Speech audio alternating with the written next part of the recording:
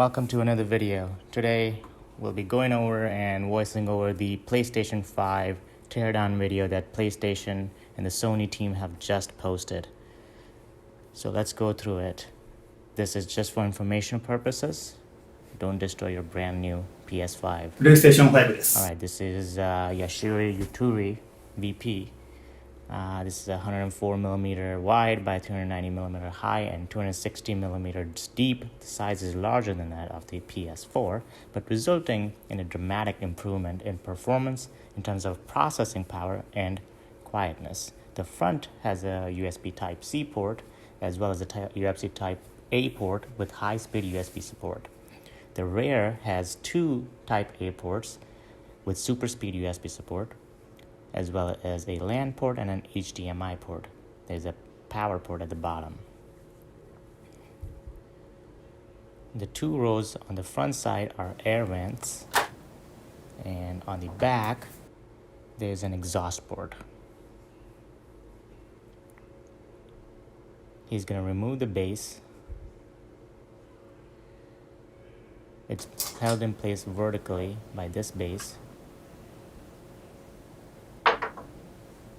Held in place by a single screw there, and there's a place for storage of the screws as well. And then you can plug the hole on the PS5 by that little rubber piece.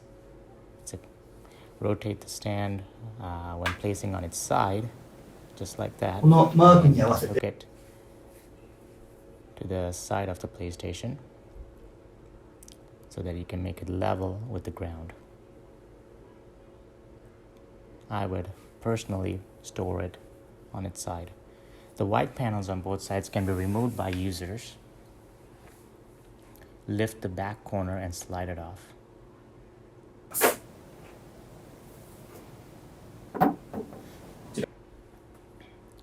For the other side, same thing.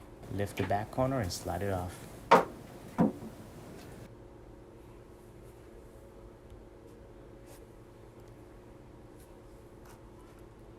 This is where the cooling fan is built in. The fan is capable of drawing in a lot of air from both sides. The PS5 has two dust catchers in these two locations. The dust collected in the dust catcher can be vacuumed out through these two holes.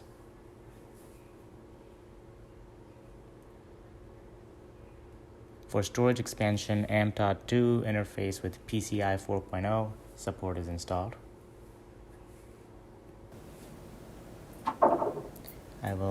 He will now begin teardown of PlayStation 5.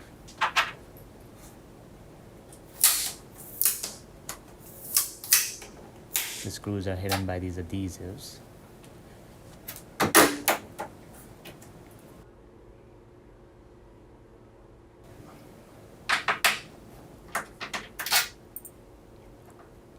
Removing the fan. The console is equipped with a large 120mm diameter by 45mm thick double-sized fan. I will now remove the casing.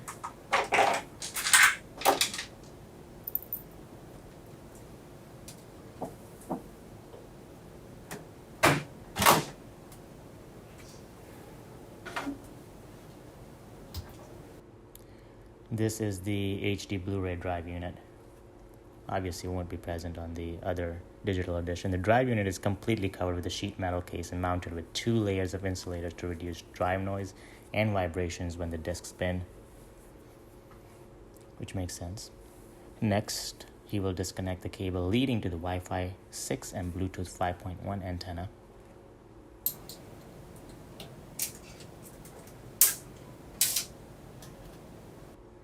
He's removing the shield.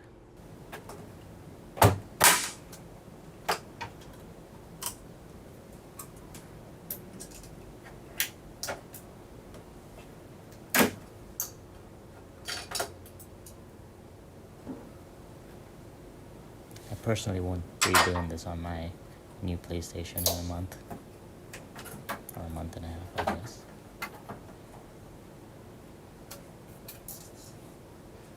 The CPU has 8 cores, 16 threads, and runs at 3.5 gigahertz. The GPU is driven at up to 2.23 gigahertz and delivers 10.3 teraflops. I know you all love hearing the teraflops. For its memory, we have installed 8 GDDR6 that delivers max bandwidth of 480. For its storage, we have utilized an onboard 825 gigabit SSD instead of an HDD. With the custom SSD controller, read speeds are as fast as 5.5 gigahertz or GBs per second, which significantly reduces the load time of the game.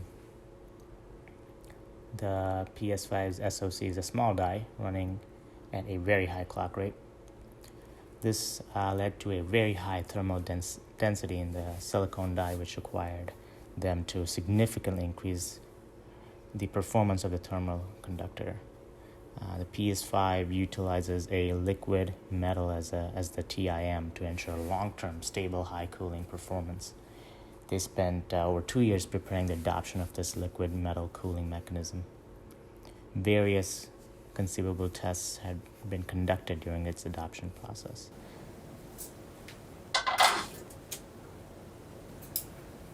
This is the heatsink, quite a large heatsink as you can tell. Like the PS3 and PS4, it uses a heat pipe. However, the shape and the airflow have made it possible to achieve the same performance as a vapor chamber.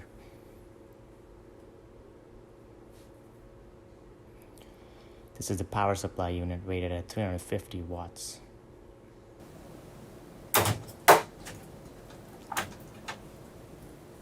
And that is all. What you see here are all the parts of the PlayStation 5.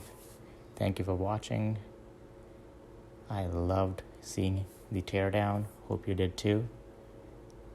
This is just a voiceover of what PlayStation themselves have published.